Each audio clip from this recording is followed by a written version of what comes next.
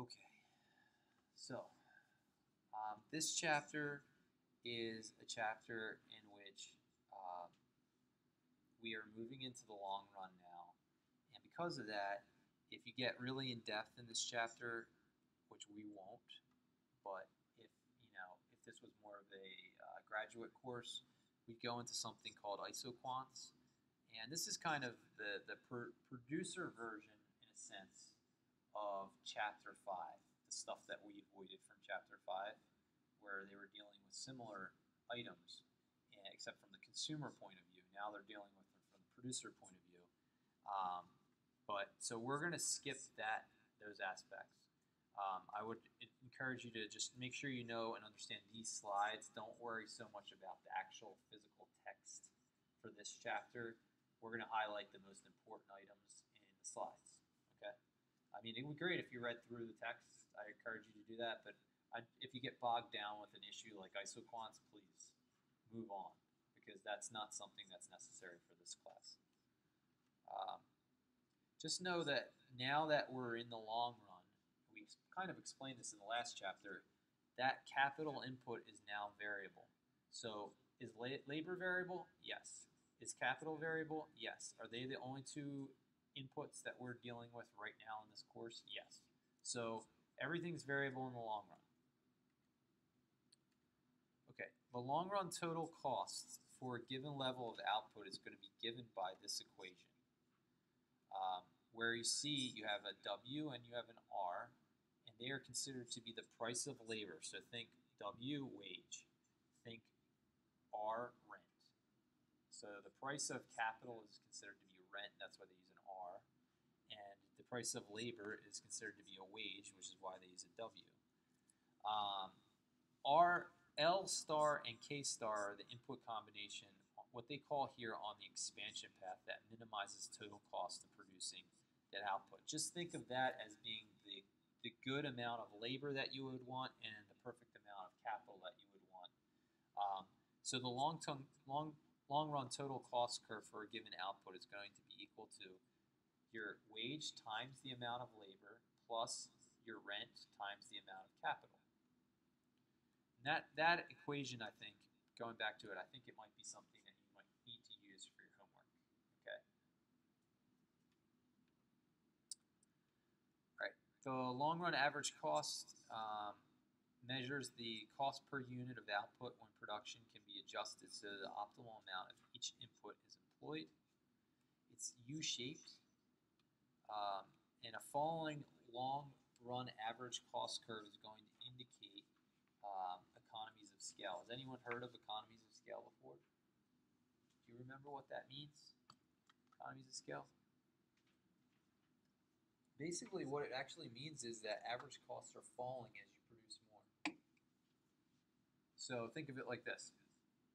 You produce more and more of a particular good, the average cost of producing that good actually declines.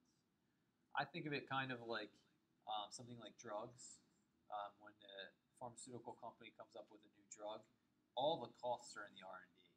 The physical, actual pill is probably really relatively cheap to produce, but it's all the things that they did beforehand that were the heavy cost. So from when they go from the first pill that they create to the second, the average cost is plummeted. And then you can keep going on from there. You get the idea? So that's basically what they mean by economies of scale. Rising long-run average cost indicates diseconomies of scale. So our equation is going to look something like this, where you have your long-run average cost, and it's going to be equal to your long-run total cost over your output.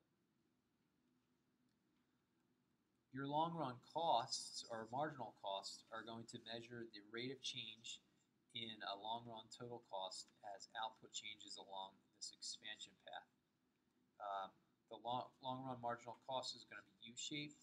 It'll lie below the long-run average cost when the long-run average cost is falling, and it'll lie above the long-run average cost when the long-run average cost is rising. I told you, when they do these things, they write this stuff out. Once again, I feel as though it gets more confusing. Sometimes it's better when you see it kind of saying it lies below this and it's above this one. Just look at the picture. It'll help you understand what they're actually referring to. The long run marginal cost is going to be equal to the long run average cost at the minimum value of the long run average cost. So this, again, is trying to get the students to concentrate in on the value of marginal cost rather than average cost. I think one of the lessons here is that this textbook is really trying to get people away from thinking of averages. Most people do that. It's just kind of common sense in human nature, just use averages. But this is really trying to get you to think in terms of margins rather than averages. Okay, so let's say we have a certain situation where we have a certain amount of outputs, we have labor inputs, and we have capital inputs, and these are considered the least cost amounts of each. Okay, so we know what those are, and we want to know the following. We want to know our total cost. We want to know our long-run average cost, and we want to know our long-run marginal cost. Let's start by talking about the total cost. How could we figure out our total cost? We go back to that equation, right, that we started off with. If you recall what the equation said, it said W times L plus R times K. So let's look at what we have here. W is 5 times L, which is 10, right? So 5 times 10 is 50, plus R is 10 times 7, which is your K, and you get 70.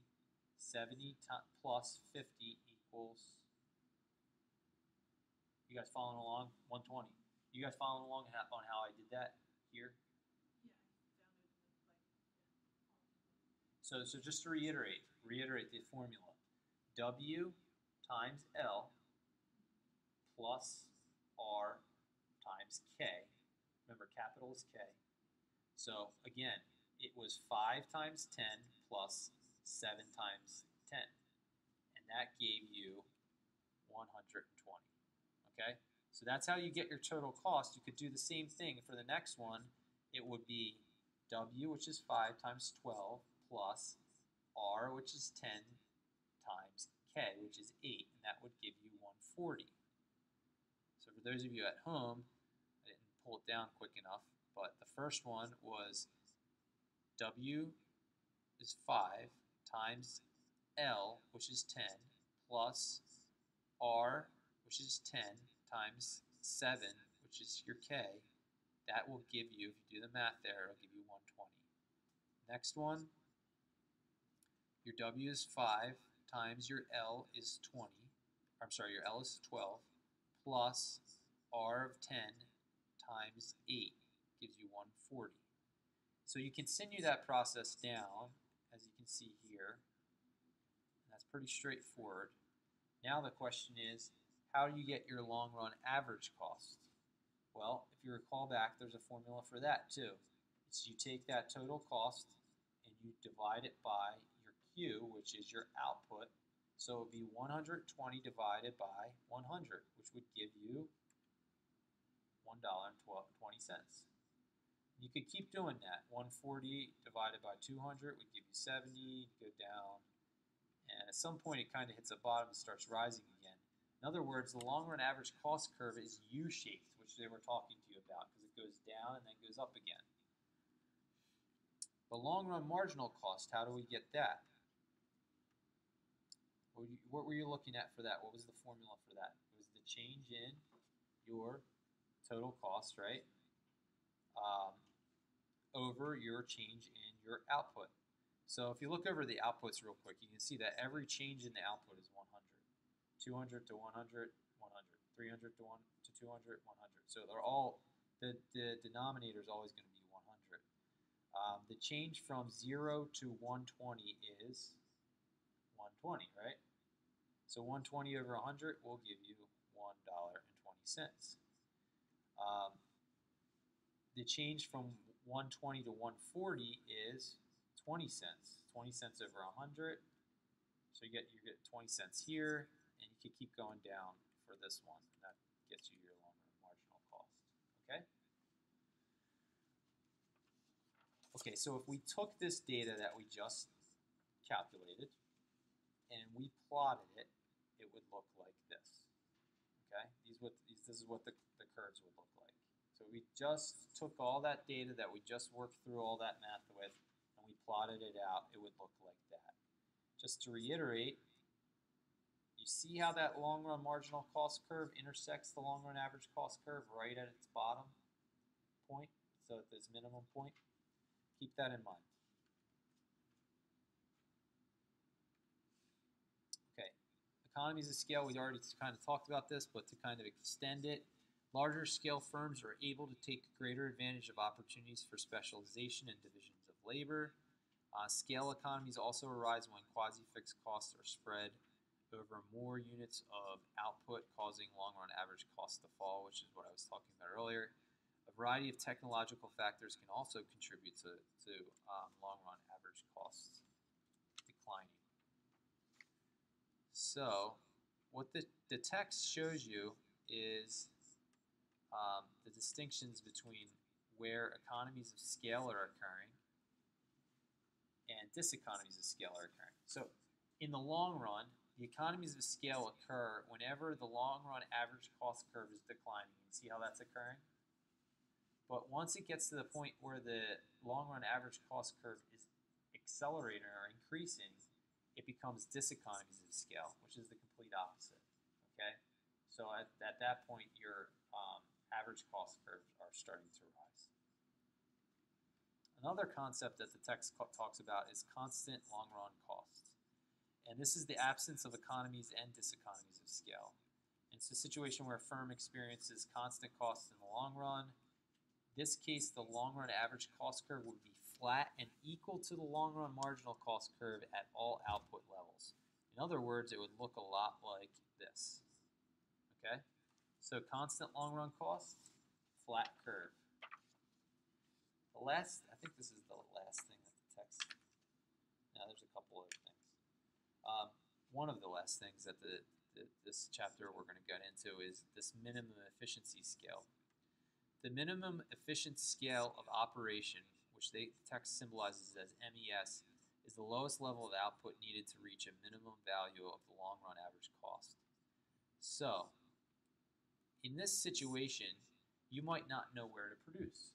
You know that, okay, my situation is I'm supposed to produce at the minimum of the long-run average cost curve.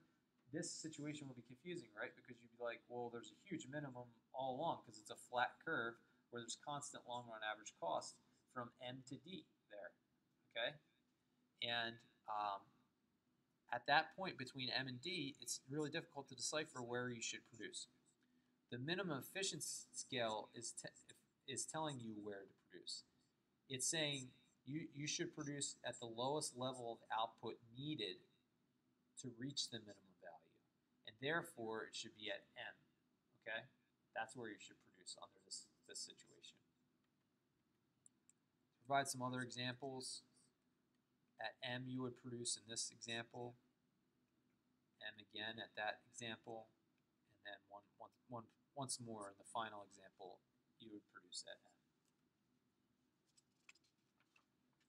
Okay, we're now moving into a concept called economies of scope. Economies of scope exist for multi-product firms when joint cost of producing two or more goods is less than the sum of separate costs for specialized single product firms to produce the two goods. So this gets a little complicated here. Don't pay too much attention to fancy mathematics. I really want you to understand what it's actually talking to you about.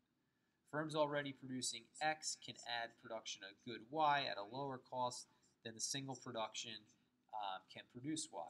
What is this really saying?